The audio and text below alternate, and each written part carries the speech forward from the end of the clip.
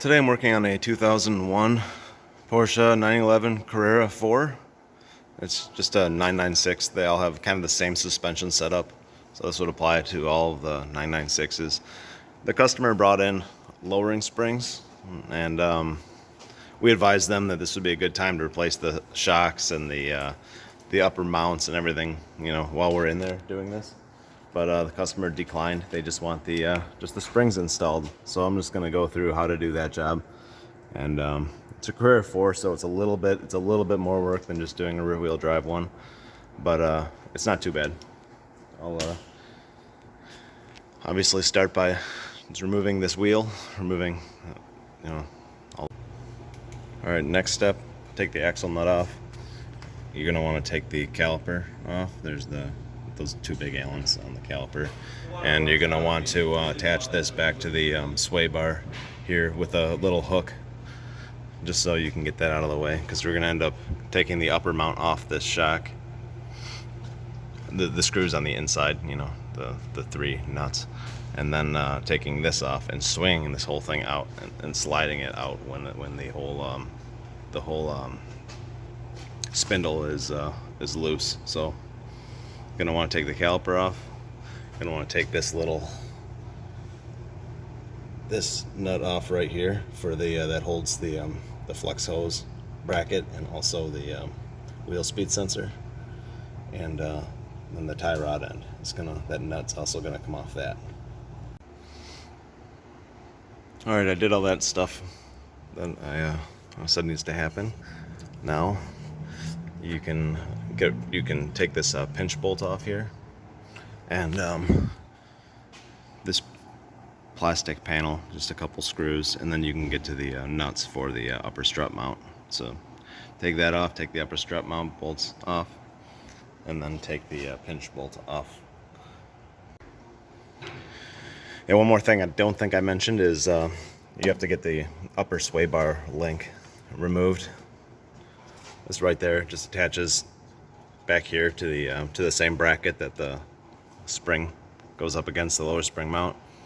So take that nut off that, and then you can just pull it through, and then you can push the axle in a little bit, and then you can swing this down. If you it's nice to have a little bit of help for this. If you can pry on the lower control arm a little bit, just because you're fighting the bushings, and then you can take this and swing it right out. You get it past the edge of the fender here, and you can get it right out in the open, and then you can just slide the whole strut assembly off. So once you do that, if it's a little bit tight and you can't slide it out by hand nicely, you can take a punch and you can expand where this is clamped. This aluminum spindle it clamps onto the strut itself. You can pound a little chisel in there and expand it a little bit, if that's what you need to do. But a lot of times they just come right out. So I pried down and pulled this out. You can see it's already loose here. I don't need to expand the spindle where it clamps on at all. I can just pull it right out by hand. So I'm gonna do that and bring it over to the spring compressor.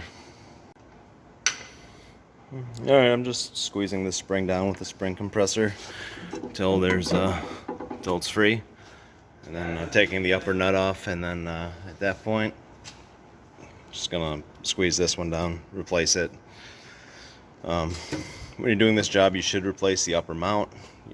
You should assess the condition of the shock. A lot of times it's a good idea, especially if you're lowering the car, just to replace it. It's been riding in the same spot for a long time, this car. And these look like original shocks still from, 20 years ago.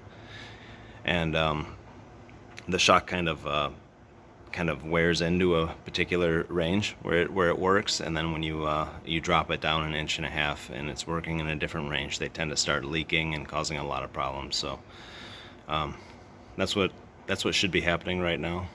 But obviously the customer declined, so that's not up to me anymore. But so all I'm gonna do is just squeeze this down, pull the upper nut, squeeze the new spring, and stick it in, and just reverse procedure as far as the installation goes. It's pretty simple, and yeah, that's it. And then I'll start working on the rear.